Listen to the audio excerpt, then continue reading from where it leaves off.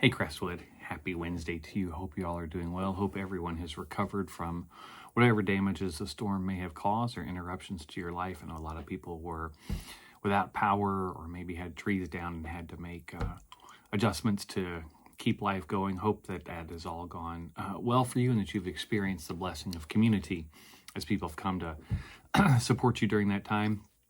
This is a time we really give thanks to all those people who work hard to restore power and do the grunt work that many of us wouldn't necessarily want to or know how to do. So we're so thankful for them. And I'm thankful to bring you this devotional for this Wednesday, October 2nd. The storms still weigh heavy on my mind, as I know they do for a lot of you. The storms, especially their impact in the Asheville area, were devastating. As I mentioned on Sunday morning, that's such a special place for Amy and me. That's where we met in person for the first time. August 14th of 2020, we met in Chimney Rock Village, right there by Lake Lure, and had breakfast together. And it's just really, really hard to look at the pictures of that town pretty much wiped off the face of the map. Certainly the first place we had breakfast, Medina's Bistro, is gone, as is the brewery that's there and the store where I bought her first gift. All these things that are so meaningful to us are just gone, and it feels so helpless to see such widespread devastation.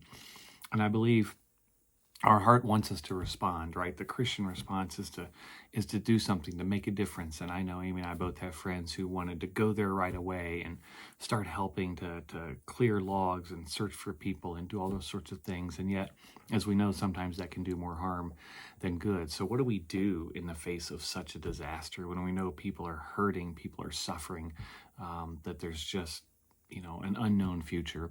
Well, the first thing we do is pray. That is always our first step in the face of the storms of life, is that we lift up our concerns, we lift up our fears, we lift up our anger to a God who is big enough to hold all of that in God's hands. We trust in a God who, as Romans 8 says, is at work in all things to bring about good. And we know God is at work in that situation as people begin to dig out and recover from the flooding there. Prayer may seem like such a minor thing to do, but it is a major thing that we as Christians have at our disposal to tap into the power of God and the grace and compassion of Jesus Christ. So the first thing we can do is pray without ceasing for the people affected by the storms. The next thing we can do is we can give. There are a lot of organizations who have dealt with this kind of stuff before. They know what they're doing. They know exactly where the money needs to go. And so I encourage you to consider giving generously to support that relief work. I go to Week of Compassion. That is our Disciples of Christ disaster response arm. Their job is to alleviate suffering around the world, to turn that suffering into hope. I know the people who work there and know that how committed they are to doing that work. One of their staff members, Scott Hardinaneri, actually lives in Asheville, so he is literally on the ground there seeing what needs to be done. I encourage you to go to weekofcompassion.org and donate to them. They have such a low overhead. That money goes directly to the people who need it the most. So I want to encourage you to give. And then the other thing we can do is to keep our ears open for ways that we can help in more tangible methods. That may be weeks, that may be months down the road.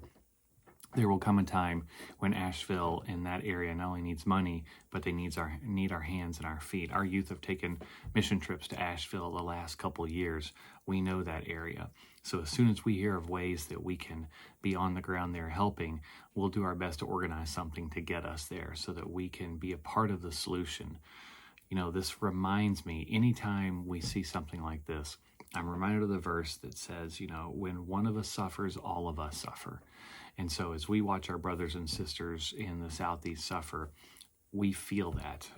I've heard from so many people who are just devastated by what's going on there. And so we are meant to feel that because it is that compassion that then spurs us to action. We are supposed to break in our hearts when something bad happens to those who we may not know, but those that we know are loved by God. And so, Crestwood, I encourage you to pray, to give, to keep your ears open to how you can help. There will be a chance for us to do so, but until then, we call upon the God who is bigger than any storm we could ever imagine, the God who pours out grace and compassion, the God who never stops searching, the God who loves us beyond measure. We call on God's name to be present in that situation and to help people there know that there is hope even in the midst of the devastation. And Crestwood, we are the hope. God bless you.